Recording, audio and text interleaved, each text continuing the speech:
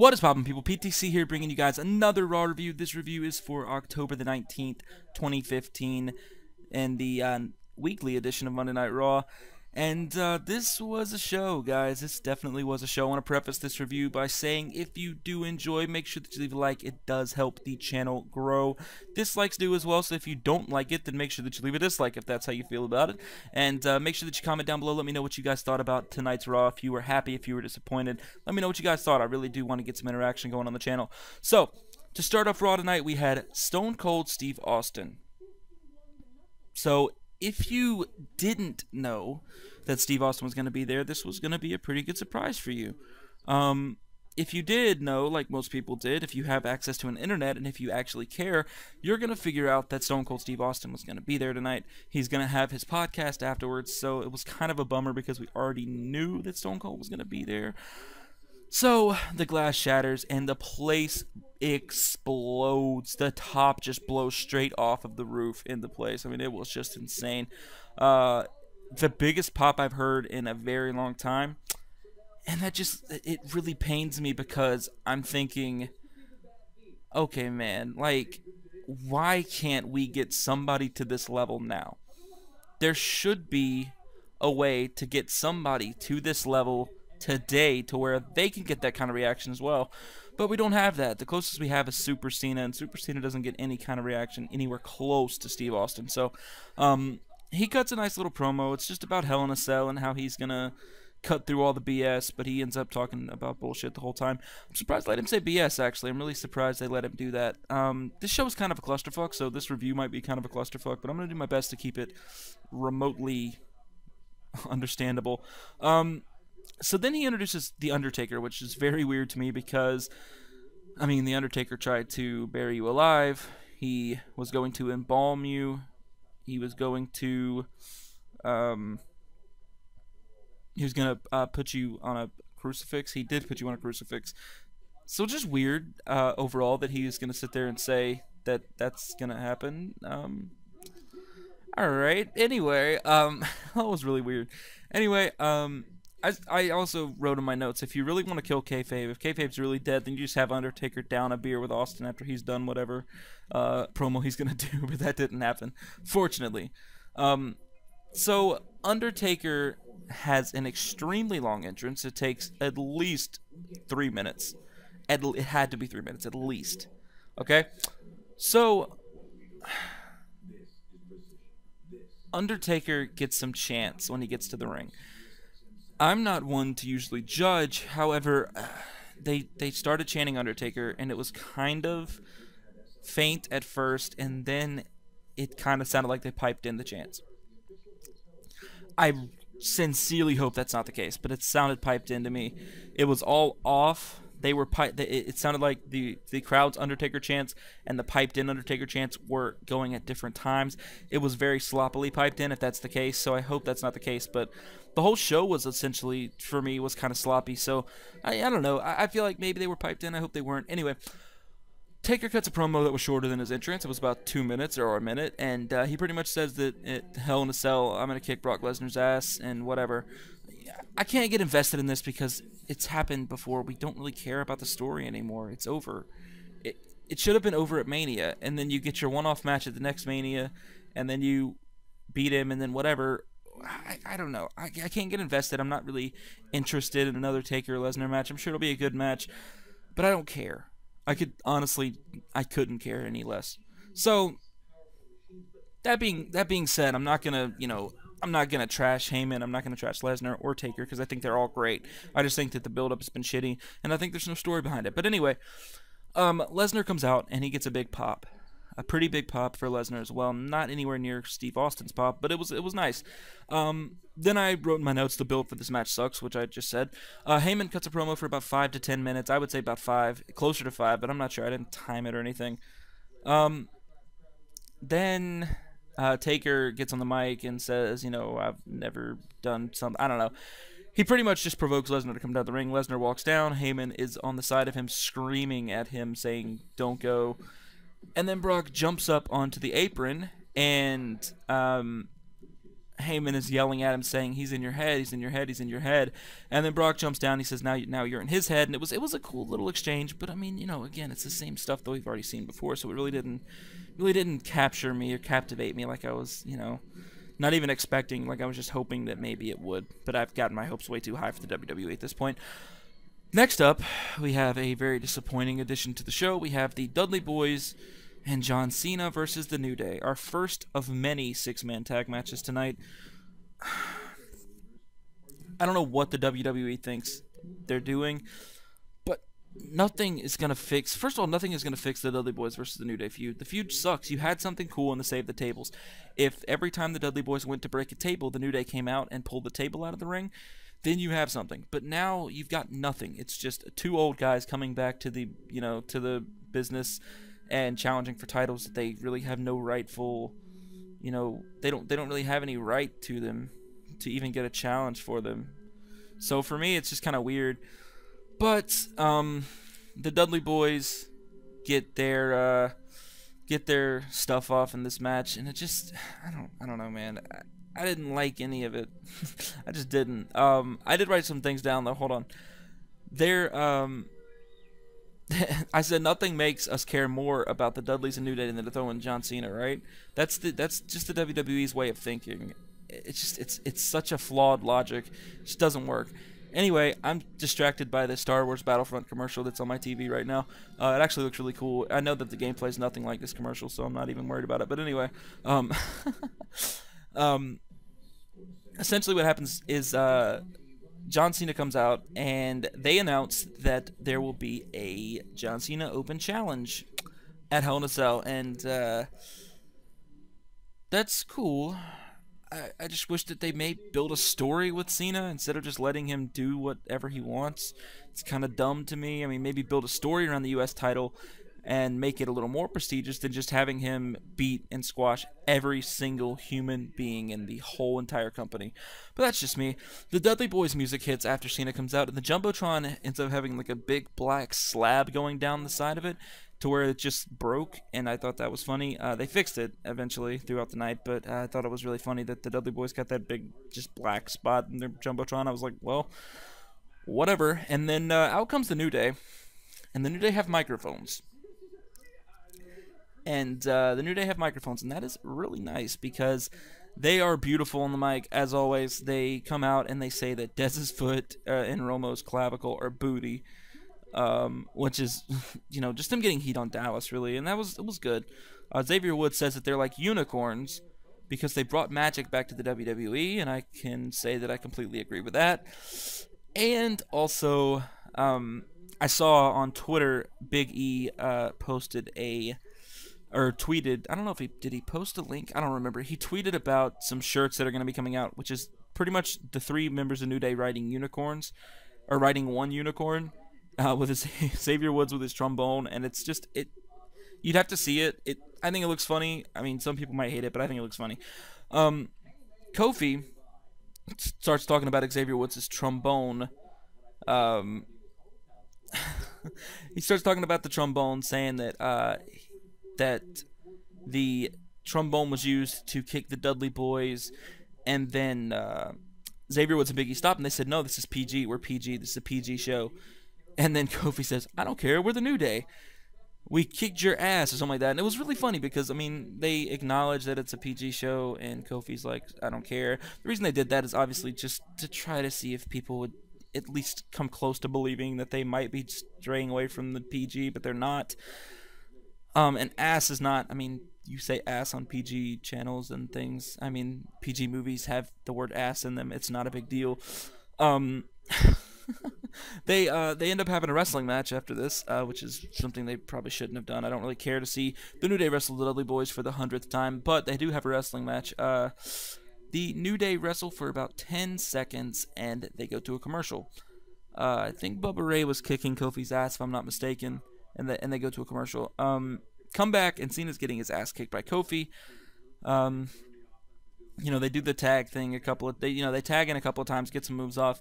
Big E was out of control He was completely out of control. Big E was going insane.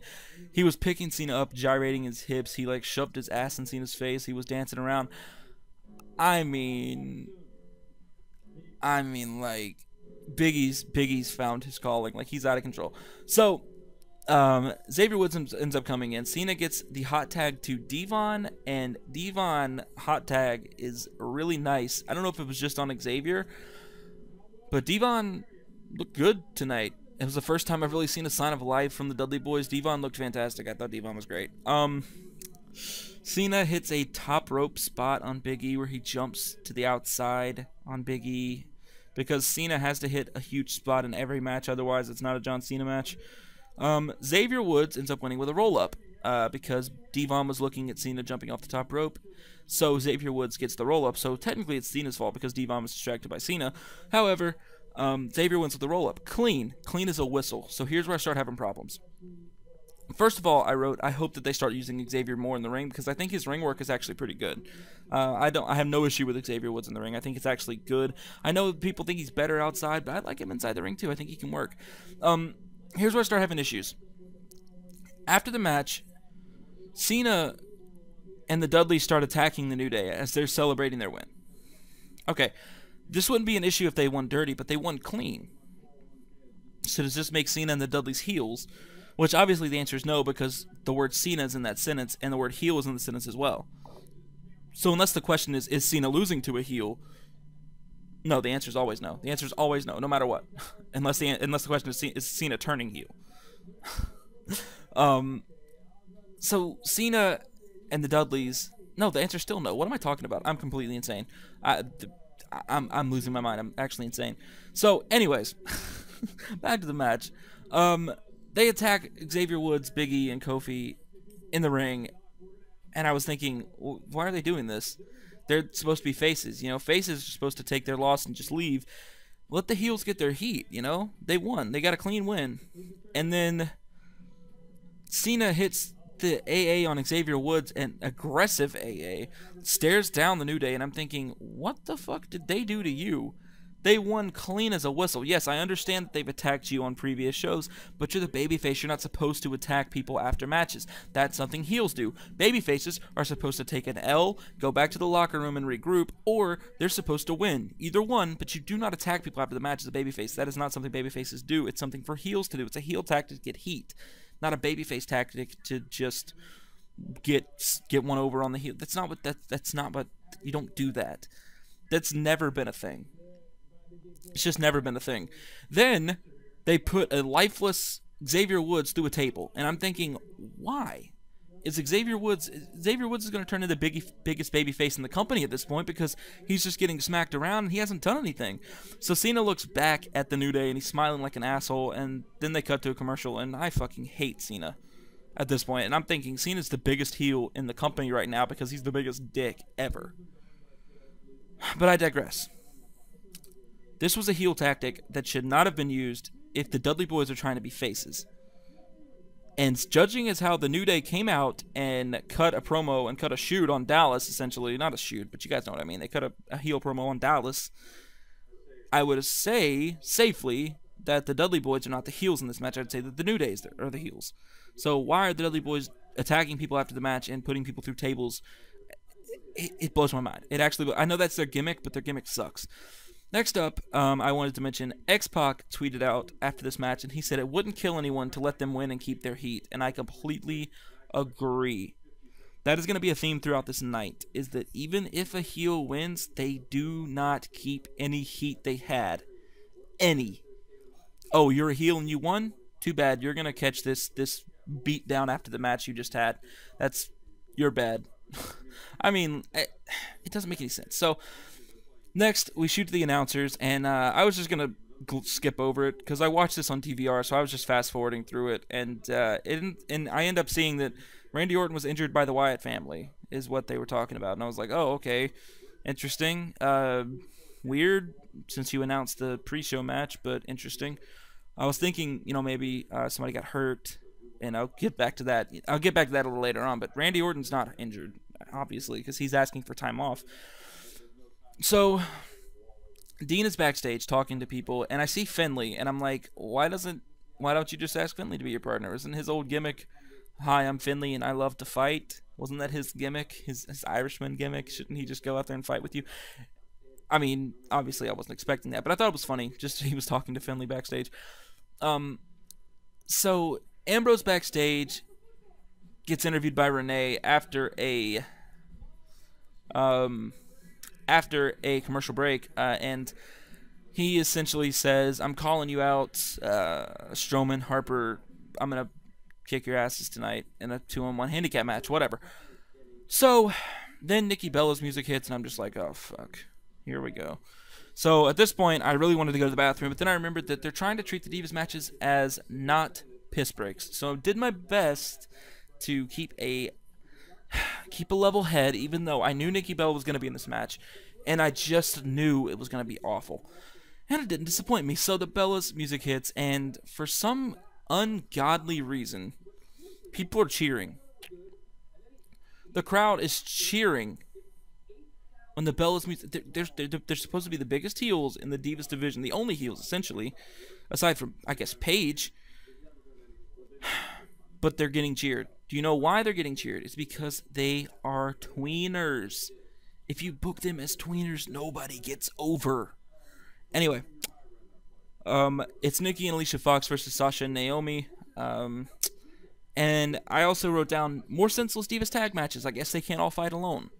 They have to fight in teams. They can't just fight in singles matches without their partners coming out to their side every single... Listen, we get it. Team bad is a thing. Sasha does not need to be on the outside if she's not wrestling. Fortunately for us, Sasha was wrestling in this match. However, it did not save this abomination. It didn't save it. Because we didn't get enough of Sasha. So, in the match, I had some issues because, first of all, they kept calling Naomi the most athletic diva in the company, and I was thinking, stop calling her the most athletic diva if nothing comes of it. They've been doing that for months, and if you don't take anything from it, then what's the point in continuously mentioning it? It's literally just repeating yourself over and over, and it's frustrating to listen to. It's like, yeah, we've heard it all before. What's the point? There's no point in calling her that. That's not her gimmick. She doesn't come out there in jogging shorts and fucking, Nike pumps and just like runs around the ring as the best athlete or like jumps up over the over the ropes or anything stupid. She just wrestles normal. It's just a normal wrestling match, and she's not even the most athletic diva. I would probably give that to Sasha. And they mentioned Charlotte. They said Charlotte might have something to say about that. I'm like, fucking Charlotte's not even the most athletic. Sasha would be. However, what was next? Oh, there was a commercial break 3 minutes into the match, which was just fucking awful. And, of course, after the commercial break, we get a rest hold. And I'm thinking, listen, we're 5 minutes into the match, in a tag match, and there's a rest hold already in a tag match 5 minutes in. Listen, WWE, I understand that the people get tired, and I'm not trying to diss anything that they're doing, but make more tags. You don't need rest holds 5 minutes into a tag team match. It's just boring. So then Naomi and Nikki are in the ring. Naomi starts kicking Nikki, and then Nikki starts kicked back and kicked Naomi in the leg. Then she hits a low drop kick and kicks her in her ass, I guess. It was one of the worst back and forths I've seen in the WWE. It was really bad. Usually it's not that. It was bad, dude. It was really bad. Then Naomi hits Nikki with a really ugly-looking jawbreaker. I don't know if Nikki sold it wrong or Naomi did it wrong, but it was bad too. Then, what happens next? Oh, Nikki hits a roll-through crossbody. It's essentially just turning into a Diva Spot Fest, which is the exact thing that we're trying to get away from. And Nikki hits the rack attack and gets the win over Naomi in 10 minutes.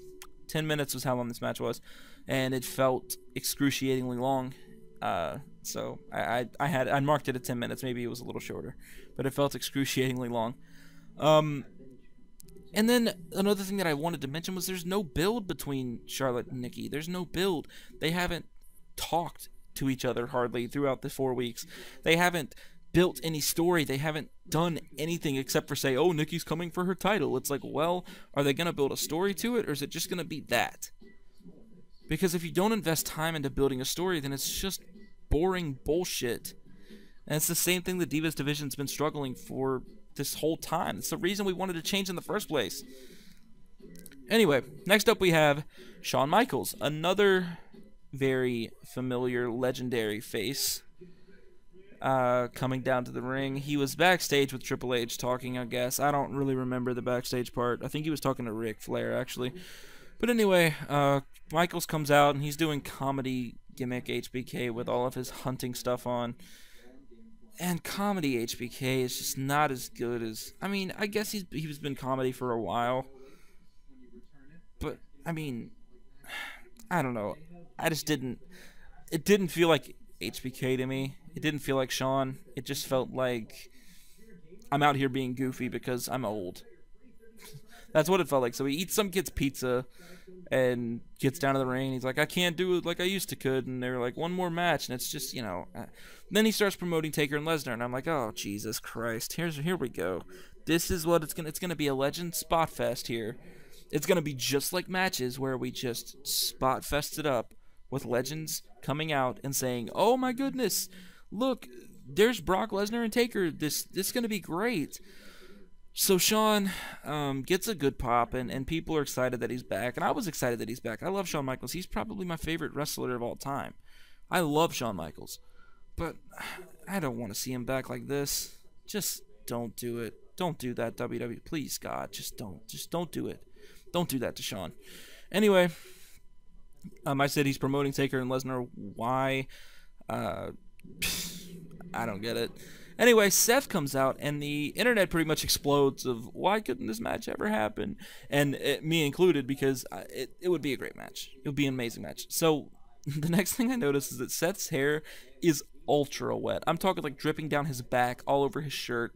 I'm surprised Michaels didn't get soaked, just like standing next to him. You gotta chill, guys. Back in the back, you guys gotta chill. I know it needs to be like a little wet, but like that was, he OD'd on like the water. He OD'd. And then Seth says, Shawn, what the hell are you doing out here? And I thought, bingo. Exactly. Exactly. What the hell are you even doing out here, Shawn? Why are you even here? And then Shawn pretty much says, I was coming out here, you know, blah, blah, blah. And then Seth said, no, you were sent out here by Triple H to introduce me. And blah, you know, all this stuff. And Shawn said, well, I've been around for 20 years, and I've got a few concussions, and I just forget stuff. And Seth's like, no, you better not forget. And so Seth goes on this, you know, tangent about how he's Shawn Michaels 2.0, and then Shawn comes back with, well, back when I was coming up through the business, I was not trying to be a 2.0. I was trying to establish myself as a star, and I did, and I'm the greatest wrestler of all time because of it. And he could have just dropped the mic and walked away. I was like, okay, you're right. You're right, Shawn. All right. So Seth is screaming, hit my music, and nobody hits his music, and they're just shitting all over Seth at this point. It's so sad because he deserves better. And he keeps yelling, hit my music, and at that point I was just begging for Shawn to hit him with the Sweet Chin music, because fuck Seth anyway, right? I mean, they already hate him, so why not just let Shawn just hit him once? One good time with the Sweet Chin music for old time's sake, but he didn't. Shawn said, you know, when you're a 2.0, they don't really know how to hit your music like they do the original or something like that. And he says, hit my music, and then Shawn leaves. He announces a match that Seth has with Ryback, and I was thinking, oh, Jesus. Do you know why this match happened? Does anybody know why this match happened? I can tell you. Because there's no other faces in the business for Seth to fight. Isn't that something? There's no other faces in the business for Seth to fight, and no big faces anyway. I mentioned it in the end of my top 20 video that there's no faces for Seth to fight, and that's really hurting him. And it hurt him again tonight. Actually, I thought the Ryback match was an okay match. I thought commentary was pretty stupid. The matches tonight all have a theme. I didn't really care about the in-ring work. It really wasn't good. Or great, I should say, or different. But I commented a lot on commentary. Because I thought the commentary sold some of the matches weird, and I thought they sold some different things strangely. The first one saying that they're talking about, oh, if Demon Kane has the belt, and Corporate Kane's gonna not know that he has the belt, and blah, blah. I'm like, listen, guys, you don't have to refer to Kane like he's two different people. That's making it stupid. if Demon Kane has the belt and he automatically turns into Corporate Kane, or however the fuck that works, naturally he's gonna say, "Oh, I got the belt. Wow, I must be the champion." Whatever. He's not gonna just sit there and not have the belt as Corporate Kane. If he doesn't, and Corporate Kane's not walking around with the belt if he wins, then that's fucking stupid. So don't talk about it like it's stupid. We're not dumb. We get it. Corporate Kane and Demon Kane are supposed to be two different personalities. Yes, we understand the concept of dual personalities. It's not a difficult thing to pick up. So, throughout this match, my only notes were Ryback is boring, Ryback is bland, his in-ring work is meh, he's strong, kind of, and it's pretty much all I said. Just, you know, it's bland, boring Ryback. It's the same stuff as always. Seth ends up winning with a pedigree, which I did not see coming. I just assumed Ryback was going to go over because fuck Seth. The only gripe that I had with this match was that I wish he won with the Sweet Chin Music instead of a pedigree. I mean, that would have been better. Just to, like, stick it to Shawn and say, I'm better than you. Sweet Chin Music would have been really cool. His gimmick should have been I just steal people's finishers and use them whenever I fucking choose to. That would have been cool. Then we get a commercial, which I don't usually mention commercials in the reviews, but this commercial was really interesting. The Breaking Ground commercial is a series that's going to happen on the WWE Network next Monday.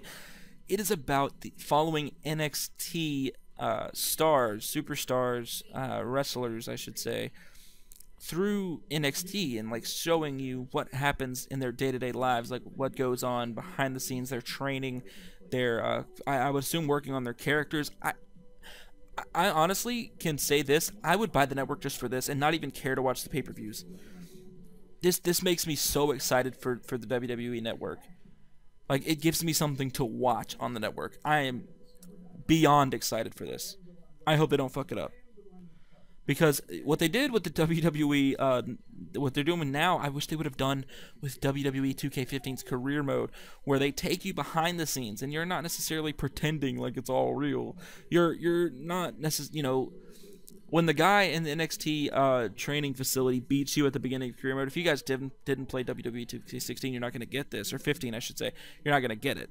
But essentially, what happens is your first match is against some random guy, and he beats you up after the match, and it's like, dude, come on, we're not stupid. I wanted a look into the backstage. I wanted to look into the life of a WWE superstar, not this. So I hope that they do that. I hope they don't try to just like shove it in our face, like, oh, it's real, it's all real. Like, no, just do it the way that you're do it the way that you're promoting it. And WWE Network's Breaking Ground series could be the best series going. Anything about the WWE could be the best thing going, aside from, I guess, NXT. So I didn't mean to spend all that time talking about it, but yeah, I talked about it, whatever. Then we get a recap of earlier what happened. I just fucking don't understand why they have to do this every single night. And then we get a recap of Rusev last week, and fucking fuck. We get a recap of how Rusev didn't get over and Summer Rae did. Then we get a SmackDown recap, which I didn't know this happened because I don't fucking watch SmackDown because it's pointless garbage. There was a Rusev versus Ziggler match with Summer Rae as a special guest referee, and God almighty Christ, she was wearing the skimpiest referee outfit they could possibly find. You wonder why the women feel degraded. You wonder why the women don't feel empowered, why Give Divas a Chance happened. It's because of shit like that. It's because of that stupid shit. That's why. That's why people don't care about the Divas, because you have them doing dumb stuff like that instead of just fighting for a title. Summer Rae should be in the title picture. Not at the front of the title picture, but she should be around wrestling. She can actually work a little in the ring. She was great in NXT. Let her actually do something instead of being a fucking bimbo. You know, I understand that Lana can't do it because Lana doesn't wrestle. She's not a wrestler. That's fine. Summer Rae can wrestle. Why don't you use her? Why not just use her for something? Anyway, fuck my life. That was awful. But then we get my next note is another six-man tag, really? We get another six-man tag. It's Neville, Ziggler, and Cesaro versus Barrett, Rusev, and Sheamus. And my first thought was, this is the We Have Nothing For You match. This is the, oh, sorry, you're on the roster, and we have nothing for you. So you guys get to go out there and do this 6-man tag match for 15 minutes and enjoy your night. So Neville and Rusev start, and I was really excited about this because Neville and Rusev is a really unique matchup. I was interested and intrigued in this matchup. I was like, oh, okay, this is cool. We haven't seen them in the ring together on the main roster yet, I don't believe, at all. So I was interested, I was intrigued, I was into it, and that was fine. Saxton brings up Sheamus saying he wanted to beat the little guys, and then I put LOL, there's no continuity at all, because there's none. I completely remember when Sheamus came back and he said, there's too many little guys in the WWE. I'm here to break them. I'm here to beat down the little guys. I'm here to put an end to all that. I'm here to be the big guy. Stealing Ryback's gimmick. But essentially Sheamus was going to beat down all of the little guys. And where did that gimmick go? Where did it go? I mean, he just kind of stopped doing that when he won the thing. Don't make him stop doing that. Why are you stopping? What are you doing?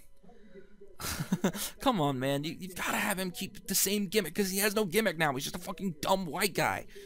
He's just like Barrett or fucking Neville. He's just like everybody else.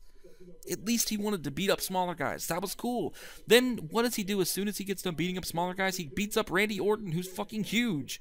Randy Orton's bigger than Sheamus. What the fuck? Anyways, then commentary, again, as I've been saying, commentary is going to be a big theme. Says, think of how different Barrett's career would have been if Neville won King of the Ring. And I thought it would be so much better if Barrett never won King of the Ring. Because he would have kept the bad news gimmick, and that was funny and getting over. Then JBL says, King Neville would have been awful. And I thought, you are exactly right. King Neville would have been fucking horrendous. Thank God Barrett won. You know what? I'm getting tired of the fact that every single King of the Ring winner has to become king with his last name. That's fucking dumb. Don't make it be that. Just let it be a title. Your King of the Ring winner, Bad News Barrett. It's not hard. It's just easy stuff, guys. Come on. So, anyway, here's a commercial 6 minutes in. We come back. Rusev is in control of the match. Cesaro gets a hot tag versus Sheamus, and I'm thinking, why in the hell is Cesaro not a top guy? He is your babyface heater that Seth Rollins could have just wars against. But no. Then we get a hot tag to Ziggler, and I'm thinking, oh my god, it's Hot Tag City. This is just the hot tag match. So the first match was the Spot Fest with Cena, and then the next match was hot tag match with Rusev with Neville and Ziggler. So Ziggler gets a hot tag. Rusev interferes, breaking up Ziggler's hot tag, which was cool. Then Dolph Ziggler botches his second Famouser in a row.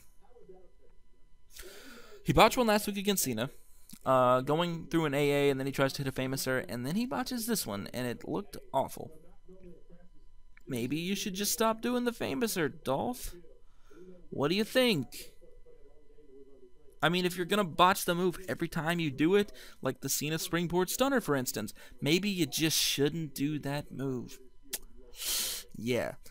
So, after Ziggler botches the Famouser, why do people think Ziggler's such a good worker again? He's really not that great in the ring. I mean, he's good, but he's not great. Anyway, I wrote down on my notes that Barrett needs to beat Ziggler clean, because first of all, it's not going to kill Ziggler, because Ziggler loses a lot anyway. He's just like Tyler Breeze in the fact that they lose a lot. I was thinking Barrett needs this win.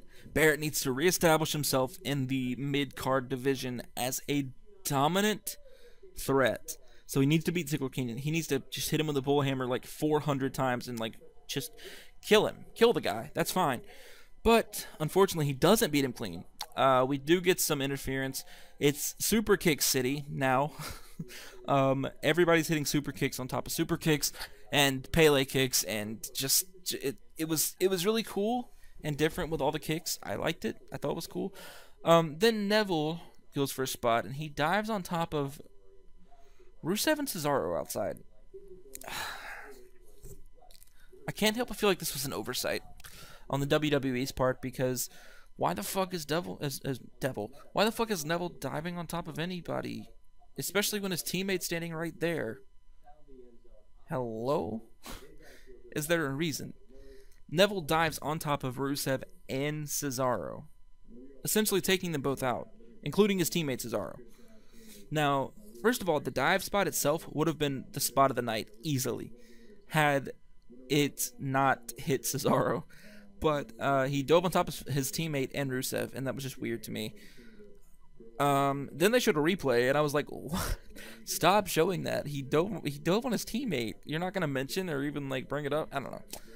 So, Sheamus bro kicks Ziggler as he's laying on the ropes, much like it happened to Neville last week when he got bullhammered outside. The same thing happened to Ziggler. And Barrett gets the pin, the dirty win. 13 minutes was the match.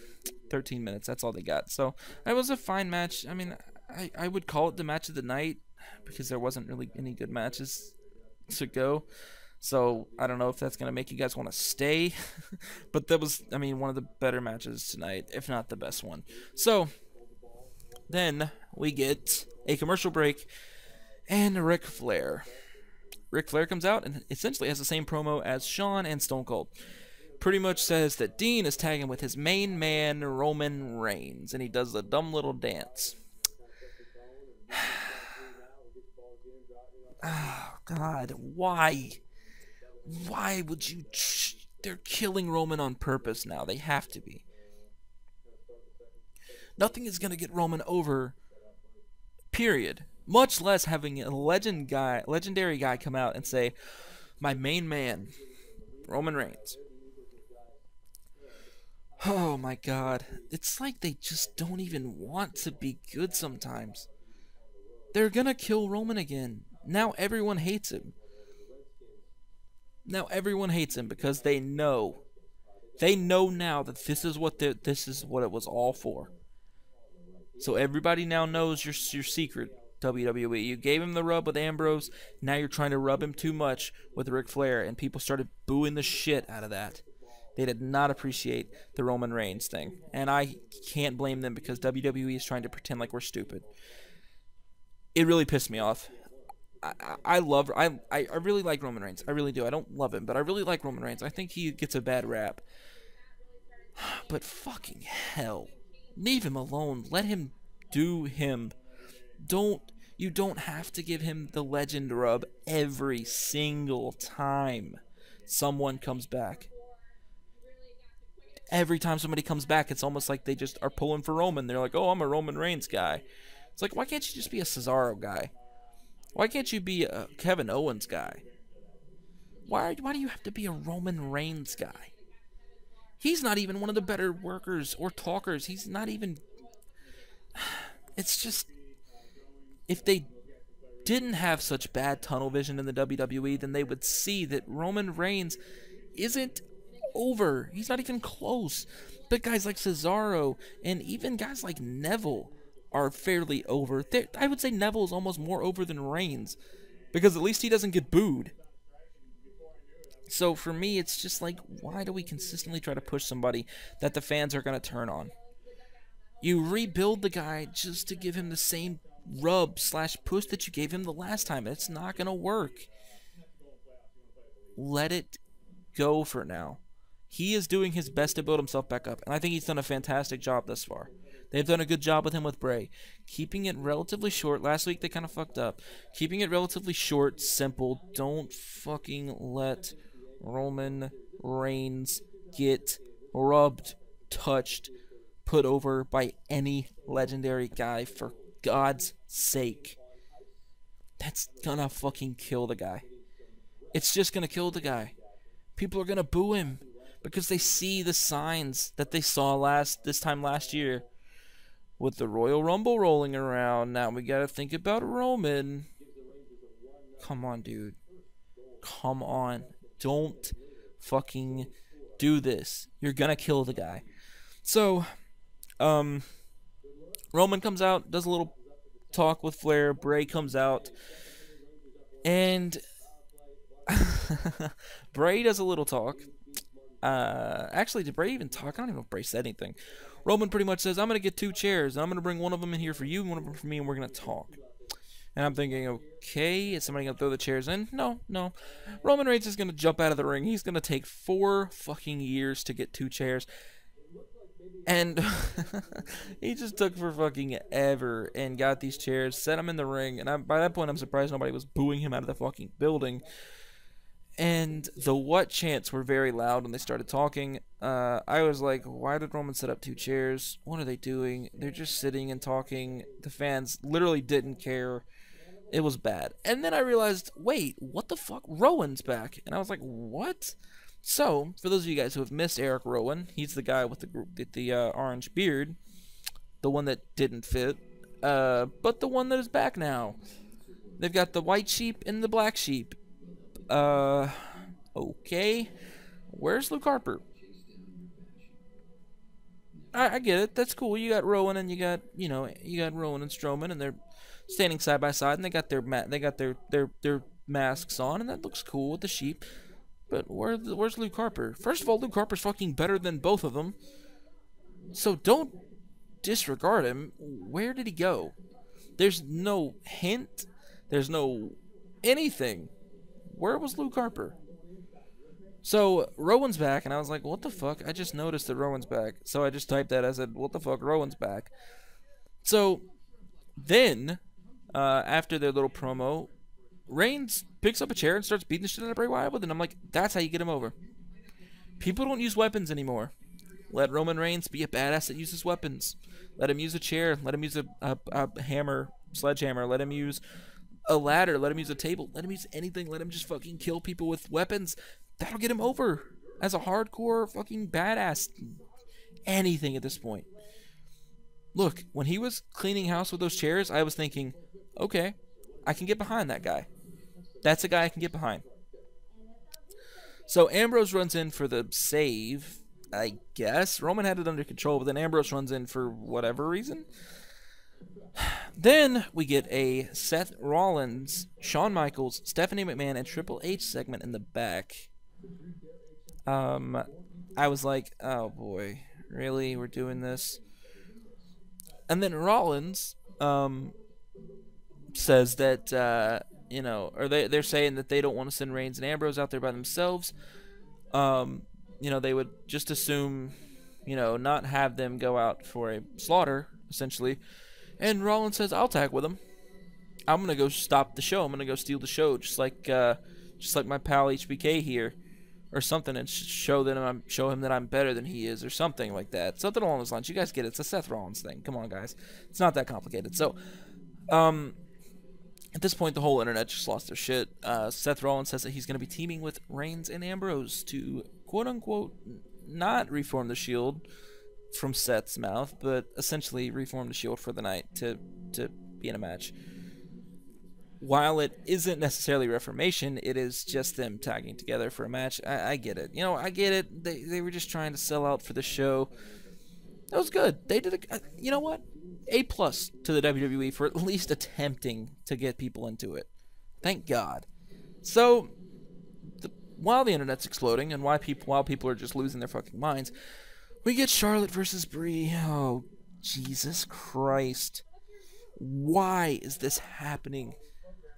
I will say this, okay? I will say one thing and one thing only about the Divas Revolution. Quote-unquote Divas Revolution. At least the champion doesn't fucking get to fight the #1 contender every single match. I.e. New Day and Dudley's, i.e. Seth Rollins and Kane. Again, even with Ryback and Owens, they haven't fought each other on Raw. And that's, thank God.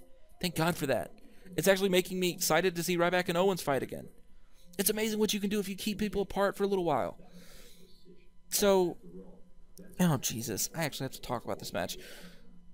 The first thing I wrote is that Brie should get fucking squashed in 3 minutes. I know they don't want to do short Divas matches. They can make an exception. Brie should get murdered here.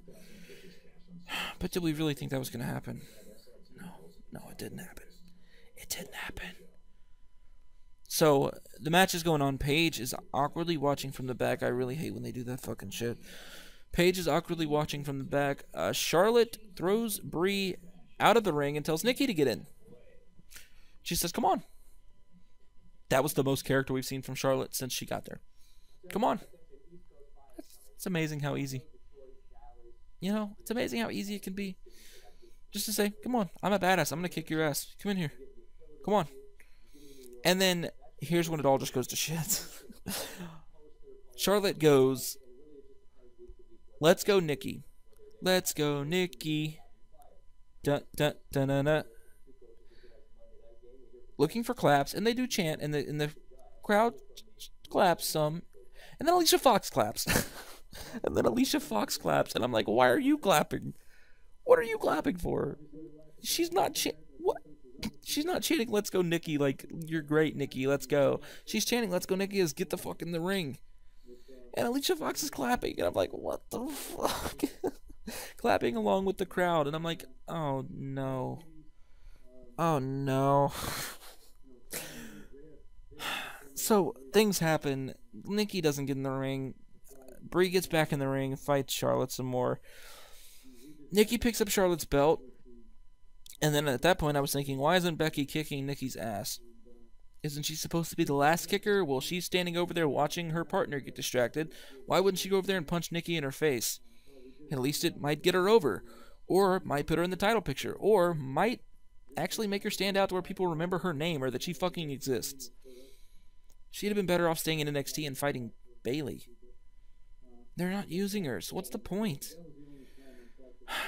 Then, my next note is that Brie mode is the dumbest shit ever, and she has to fucking hit it in every single match she's in. I think it's like a clause in her contract that she has to hit that Brie mode every single fucking match. Every match she's in. I'm surprised that during Nikki's matches, when she's on the sideline yelling, let's go, Nikki, I'm surprised she's not fucking running in there hitting Brie mode on people. It's fucking dumb and outdated as shit. First of all, nobody says beast mode anymore. If you say beast mode anymore, then you're either completely out of date or you're a fucking 10-year-old child. And if you're a 10-year-old child, then that's fine. You can say that. But not if you're a fucking 20-something-year-old woman trying to get over or even don't even know. Jesus Christ, stop saying it. It's so fucking dumb. It's annoying. And the move itself is brutal if you didn't fucking yell Brie mode before it. Jesus Christ. It's like they just don't fucking care. She's doing things that faces would do as a heel. Then, after she hits Brie mode, however, she puts her in a really nice chin lock. And I was like, you know what? That's a nice chin lock. I actually wrote it in my notes. I said, that's a nice chin lock. It's more effective than John Cena's STF because it actually looks like she's ripping her head off her body. It looks as though she actually wanted to hurt Charlotte. Jesus Christ. It looked good. I was like, that's a nice chin lock. I mean, shit. Then Brie Bella hits the Daniel Bryan signature kicks while Charlotte is on her knees. Fuck. How I hate this company sometimes. Why on God's green fucking earth is Brie Bella a heel using her husband's... First of all, they shouldn't even have mentioned that Brie's Daniel's husband, because eventually they knew they were going to turn her back heel, and nobody's going to boo Daniel Bryan's wife. Okay? Nobody's going to boo Daniel Bryan's wife, because everybody loves Daniel Bryan. So, why not keep it off of the show, just like you kept fucking Nikki and John Cena off? Keep Daniel and Brie off. But no, now everybody knows. So every time she hits Daniel Bryan's kicks, she gets a cheap pop. And it's loud, and the people are excited because, oh my god, that's what Daniel Bryan used to do. That's Daniel Bryan's moves. Yeah, no fucking shit. But it's a heel. You're supposed to boo her. You should boo her for being like, boo. You're fucking trying to get a cheap pop out of us by using your husband's fucking moveset. Boo. Boo. Boo, boo, boo. You're a heel. Boo. But no, the people cheer. So when Charlotte catches Brie's leg in the middle of the kicks, the people go, and the crowd dies. So Charlotte's going to get her comeback, and the crowd is going to die so slowly, and so does my hopes for the Divas division. It's just withering away and dying in front of my face, and I just hate it. So Charlotte ends up, I know I've talked about this match for even longer than the match is. Charlotte ends up hitting a spear, which I just don't even care anymore. And then she gets up and she woos. And that's the only way that she can get any kind of reaction is if she woos, because the people are obliged to woo with her because fucking shit. The booking is so bad. Anyway, Charlotte gets a win with the figure 8. It's a 7-minute match, 6-minute, 5-minute. I don't fucking know. I just wish that Brie wouldn't have gotten in any offense. She hits a fucking Brie mode and makes Charlotte look weak. So next we have a Paige segment backstage. She was watching the whole time on a TV. I feel like it's so awkward, and I just feel like that's not how they sit back there and watch. They don't all do that, because if they all did, then they would all be standing back there. Why not just show her in the locker room watching the match, sitting on a bench or something, just chilling? Nope. She's got to be standing up in an awkward red room just waiting to get interviewed, and she did get interviewed by Renee Young. Renee Young kept calling them PCB, and I was like, they're not fucking PCB anymore, because Paige fucking turned on them. At least that's what she should have done. However, now Paige is trying to talk it back and say, oh, we didn't turn on them. We're still friends. It's like, oh, Jesus Christ. Just kill this thing already. Just please. Take it out back, Old Yeller style, and kill this, because this is a disaster, a nightmare of fucking, oh my Jesus. I can't even deal with it. This Divas Revolution has been a complete clusterfuck and disaster. And if you disagree with me, then you obviously haven't been watching, or you are just in the mood to argue. Because this Divas Revolution has been the biggest clusterfuck. Honestly, it's one of the things that they couldn't fuck up. It's almost like the Nexus or CM Punk. Like, they couldn't fuck it up, but they managed to somehow. And this is exactly the Divas Revolution. People were ready to get behind Sasha and Charlotte getting on the main roster, and they've killed all momentum. There's no momentum in the Divas Revolution anymore. So next up, we have an actual fun match with Mark Henry and Kevin Owens. I had fun with this match because it's different. I've never seen Mark Henry fight Kevin Owens. I was interested to see if Owens would hit him with a pop-up powerbomb, because Mark Henry is a fucking massive human being. Mark Henry at the beginning of the match goes for the nice little longhorn signal. I like the click the way he was holding it, but you guys know what the longhorn you stick your index finger, your thumb up. You guys have seen the longhorn signal before. It's a Texas thing. He sticks up his horns. And Owens says, oh, yeah, this is your state, huh? This is where you're from? Texas is your place? Yeah, well, I think Texas sucks. Texas is the worst. And then Mark Henry headbutts him. And I'm like, holy shit, Kevin Owens is the best thing on TV. He honestly, when he's in the ring, he doesn't even need a mic. When Kevin Owens is in the ring, he is amazing. And they just don't use him enough.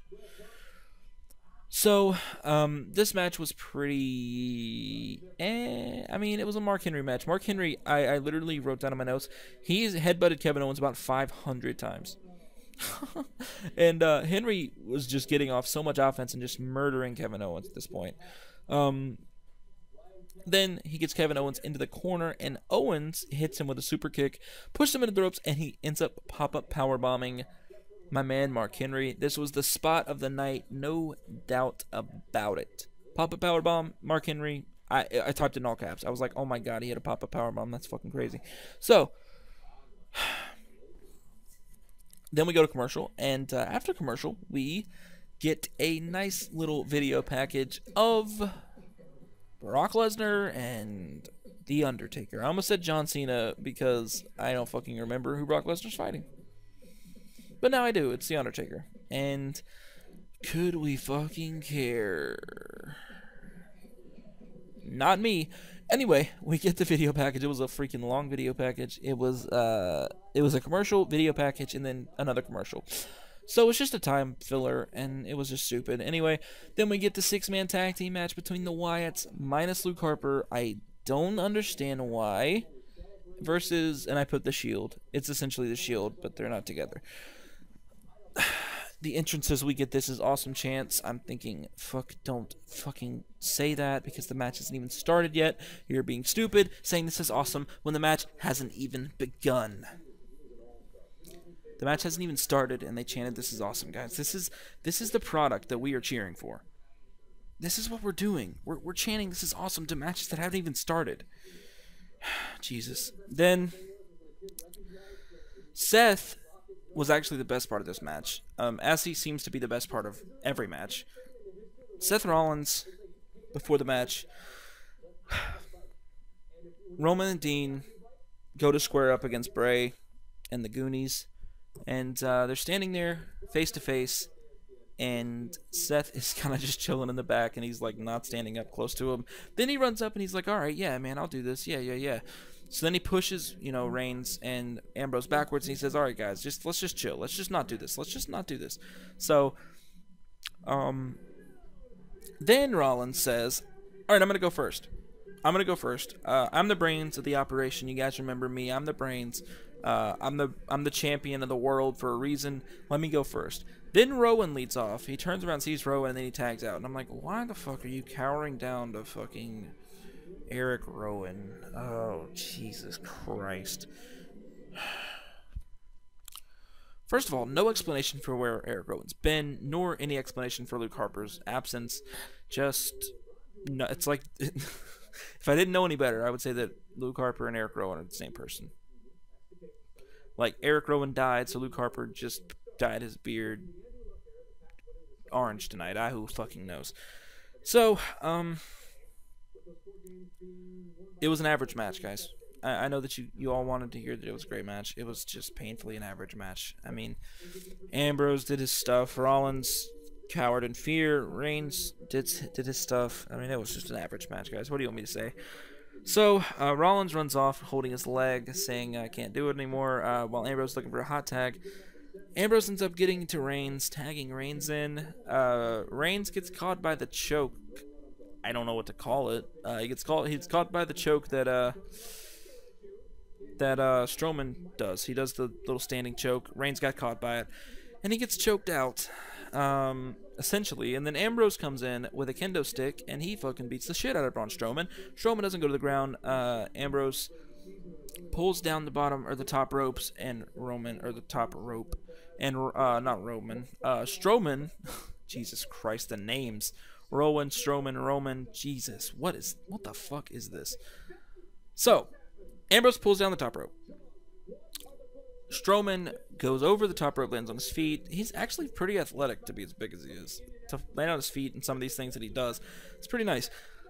So Strowman lands on his feet and ends up hitting Ambrose with a nasty spine buster on the outside. Now, this is all after this match is over. So, personally, this would be the match of the night if all this shit happened during the match, but this is after the match was over, so I can't really call it a part of the match, so I can't say that this is the match of the night. However, this is definitely probably the best spots of the night, one of the best spots of the night. Ambrose gets powerbombed on the outside, or not powerbombed, spine buster on the outside by Strowman. He pretty much just dropped him. I can't even call it a spine buster at this point. So we get Brie, Strowman, and Rowan standing there just chilling, and then Reigns clears the top ropes, jumps over, not the top, he clears the ropes, he jumps over the ropes, and lands on all three of them, and it looked really cool. Reigns, that was a cool spot, It was a cool spot, it was nice. Reigns needs to do more of that stuff if he wants to get over it, just some cool stuff. He doesn't have to talk or do anything dumb, just do some cool stuff, hit some cool spots, that's all you gotta do, really. Then Roman spears Bray, and what the fuck. So, I have an issue with this because, first of all, Roman and Bray have gotten their hands on each other way too much. Way too much. Way too much. They should not have even seen each other this whole time. They should have been playing cat and mouse, but instead, Roman's been beating Bray's ass every chance he's gotten. He always ends up with the upper hand. Bray has not one time gotten the upper hand, so Bray's winning at Hell in a Cell, but he shouldn't. Not with what we're made to believe, because look at Roman. He's never gotten the, he hasn't ever been, not one time has he ever given up the upper hand to Bray. So why should we expect him to lose? He's going to lose, but we shouldn't expect him to. Which I guess is what the WWE is trying to do, but still, it's just fucking dumb. So your heels still get no heat because they get stomped. Oh, I forgot to mention this too, by the way, in the Kevin Owens match. I didn't type it. I didn't write it down in my notes because I didn't fucking care about it. Same thing happens to Owens tonight as well, where Owens gets finished with Mark Henry, and then Ryback hits his music, and Owens is just celebrating his win. Ryback's music hits. Owens tries to leave. I think Mark Henry threw him back into the ring or something, and Ryback hits him with a powerbomb and starts yelling over him. And I'm like, why can't the heels just keep any of their heat one time? Why can't the heels just one time win a match clean as a whistle? Owens won fucking clean as a whistle. He won. and then he gets powerbombed at the end because fuck you. Why? Why can't the heels win clean and keep their heat? Every heel that won clean tonight, which Strowman and them didn't win clean. Strowman actually, or Bray, I should say, didn't win clean. But Ambrose DQ'd himself, so that's technically a heel tactic as well. So they won clean as a whistle because they got DQ'd on. So I don't understand why the heels can't get over. I don't understand why the WWE will not allow the heels to just get over. I mean, the heels, they win matches, and that's cool. But after the match is over, the faces beat the shit out of them. And it's like, okay, well, now the heels look completely useless and look like they don't even matter. And it's just a dumb booking decision. It's dumb. It's so dumb, and it needs to change. Because if it doesn't, we can't get any useful or meaningful storylines because of the fact that there's no good heels because they all get beaten up after every match. It's just dumb. It doesn't make any sense. So now Bray doesn't get the upper hand, even though Dean attacks him. Dean attacks Strowman for no reason. He was winning clean with a choke. So Dean starts attacking Strowman for literally no reason. He gets a big pop, even though it's a heel tactic. Bray and the Wyatt family get the upper hand after the heel tactic. So you would think that Bray and the Wyatt family are faces when they're not. I swear, if you watched the WWE, if you were just coming back to the WWE right now, today, you would think that the New Day are faces. You would think that Kevin Owens was a face, and you would think that Bray Wyatt and the Wyatt family are faces. And maybe even that Seth Rollins is a face. With how he acted tonight. Braving the storm, saying, I'll go do this because I want to prove to Shawn Michaels that I'm the showstopper. I mean, what? I don't get it. The way they're booking the heels, it just doesn't make sense. It's not working because the heels look weak. They just look weak. And that was the theme of the show, is that the heels just couldn't keep any of their heat. Another theme of the show was that there was 3 six-man tag team matches. It's lazy booking for the WWE. 3 six-man tag team matches. Do you know why there was 3 six-man tag team matches? First of all, because there's no storylines going on at all. No storylines happening. Number 2 is because, oh, we've got 18 guys we got nothing for. Let's just stick them in matches. I think my biggest issue with this Raw was, why was Bray Wyatt in the 6-man match to begin with? Why not have Harper, Rowan, and Strowman? Now that you've got yourself 3 lackeys, you don't have to do the heavy lifting anymore, Bray. You can send it off to them. Personally, I believe Luke Harper's hurt or injured. I think that might be why he's been out, or why he's out tonight. I hope that's not the case because a Luke Harper-less Wyatt family is going to be a drag. Because Luke Harper's fun to watch in the ring. Strowman's boring. I mean, he's fun because he's huge, but he's going to get boring. Eric Rowan is almost like watching 2 sticks wrestle each other. It's just boring. I just want to see Luke Harper in the ring. I don't understand why Bray was in the main event at all. He should have been on the outside watching and just laughing the whole time, hysterically. That's what should have happened. But it didn't happen. It didn't happen, and I just can't imagine why. So I'm going to run through all the matches once more and give you the decisions and give you my rating of the matches. I'm not going to rate the promos because there were really no promos to rate here.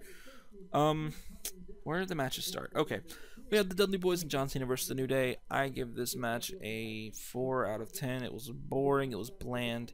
Big E made it better. Xavier Woods getting the pin was nice. But after the match, shenanigans and other things, plus John Cena being boring, and everything just kind of didn't work for me. So I'm going to give it a 4 out of 10. It was just boring. By the way, I don't think that Bubba Ray's taken a pin yet. I think Devon takes all the pins, and I feel like that's kind of shitty. Take that as you will, but I don't like that. I think that maybe Bubba Ray should take some pins. Don't know why we're keeping him so strong. Devon's taking all the pins. Don't get it. Anyway, I give that one a 4 out of 10. It was just, ugh. It was just, ugh. It was just, ugh.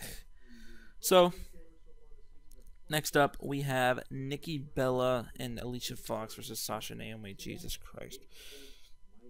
I wanted to swear to myself that I would never give Sasha's matches less than a 5. But Sasha was barely in this match. This match is going to get a 3 out of 10. It was trash. It was absolute garbage. It was hot garbage. Just because you're giving these women 15 minutes does not mean that there's a revolution. If you really want to make a revolution, teach the women how to wrestle like Sasha and Charlotte and Becky can wrestle, and Paige. Because Paige can go, and Natalya can go as well. Teach them how to do it.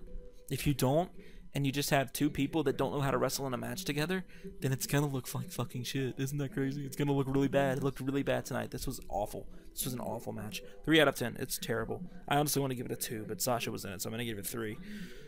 Because I love Sasha. She's the best. Fuck, man. HBK was next, so Seth and Ryback. Seth versus Ryback was next. Jesus. I don't know, man. A 4, I guess. Seth was in it, so it was good. I'm gonna give it a 5 because Seth talking throughout the match was good. Seth throughout the match was good. Actually, he didn't talk in this one. He talked in the Roman Reigns match, so never mind. It's a 4. I'll bump the Roman Reigns one up a point because of Seth. This one's gonna get a 4, man. I mean, Ryback's boring. Seth made a comeback and he won with a pedigree. I mean, it was just boring as fuck. It was just boring.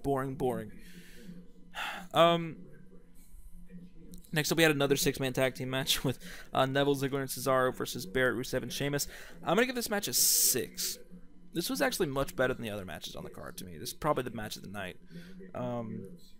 With it only being a 6, you guys should get it. I mean, this show was not great. I really appreciated the spot with Neville jumping, landing on the top rope and springboarding off. However, I don't appreciate that he landed on Cesaro because it was his teammate. So that's the reason it's not a 7, because it was just weird. The match was pretty short too. So, I mean, I don't know. 6 out of 10 I think is fair. I mean, it was a good match, but it wasn't anything groundbreaking. It wasn't anything crazy. Ziggler botched a Famouser in there somewhere. Just didn't look great all the time. So I'm gonna give it a 6 out of 10. Yeah, it was 13 minutes. It wasn't long enough at all. So then we have the Roman Reigns segment with the chairs. I'm not gonna rate that because it was just a segment. A lot of this Raw was just talking, guys. A lot of it was talking. Next up, we have Charlotte versus Brie. Oh boy, what a match we got. I'm actually gonna give this match a 5 out of 10. I mean, it was fine. I didn't hate it. It was, it was short, but it was sweet. It got to the point. Charlotte won as she needed to. She looked strong. I wish that Brie would have gotten no offense. If Brie would have gotten 0 offense, then I'd give it a 7. Because this needed to be a squash for Charlotte, and it wasn't necessarily a squash, even though it should have been. I'm gonna give it a 5. I think a 5 is what I gave it. 6, 5, 5. I gave it a 5 for sure. A 5 out of 10. It was fine. Brie hit a nice chin lock in there. The Brie mode shit was stupid. Charlotte spear was okay. I don't know, man. 5 out of 10. I think it's just an average match. It was just whatever. It was a good match. Charlotte needed to win. She won. That's what needed to happen. I wish that Becky would have kicked Nikki's ass on the outside, but what can you do? Next up, we had Mark Henry versus Kevin Owens. I'm gonna give this match a 5 out of 10. I'm gonna give it a 6 out of 10. Actually, I'm gonna give it a 6 out of 10. It was fun. I mean, it did what it needed to do. Mark Henry still looks pretty strong. In case you want somebody to get their ass kicked by Mark Henry every now and then, that's cool. So you keep Mark Henry looking strong, but you also let Kevin Owens get a win.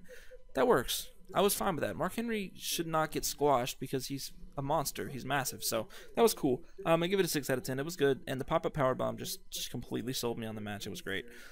Last but not least, we have the 6-man tag with the Wyatts and the Shield. Flashback to a year or two ago. I'm going to give this match a 5 out of 10. It was a very average match. The aftermatch, however, I'm going to give a 7 out of 10. I thought the aftermatch was great. The only problem I have with the aftermatch was Bray Wyatt getting speared. I think that shouldn't have fucking happened. But what can you do? That is going to be all of the matches. So I'm going to go ahead and give this show a final rating. The final verdict on Monday Night Raw, October the 19th, 2015, is a 6 out of 10. It was slightly above average. I don't know that I'm ever going to give Raw higher than a 6 out of 10 unless it just gets better because, first of all, there's no storyline development on anybody. Seth Rollins didn't get any storyline development because Kane was quote-unquote suspended, I guess. So, no storyline development for Rollins. No storyline development for Owens, aside from Ryback coming in and beating him up. No storyline development for New Day and the Dudleys. No story for Cena. No story development for Ziggler, Neville, Barrett, Rusev. Nothing. None of that. There was no stories told tonight. It was just a bunch of legends coming back for a cheap pop and selling the pay-per-view, and that's what tonight was really about. Tonight was about the WWE selling their pay-per-view to you by using legends to get a cheap pop. And if you liked it, then you liked it. And if you didn't, if you're like me and you see through the bullshit, then you see through the bullshit. That's just the way I felt about tonight's Raw. I'm not saying that there was an issue with it. I'm not saying that I had a problem with them doing this. I'm just saying that that's what it was. I'm calling it what it is. If you guys liked it, then feel free to sound off in the comment section. Let me know what you liked and what you didn't like about Raw. Let me know if you agree or disagree with me in a respective way, of course. Let's not go crazy. But if you enjoyed this video, if you enjoyed this review, make sure to leave a like. And like I said, comment. Let me know what you guys thought about tonight's Raw. And I will have a Hell in a Cell predictions video going up sometime this week. Wednesday or Thursday will probably be nice. So, with that being said, I'm going to get up out of here, and I will see you guys in the next review. I'm out.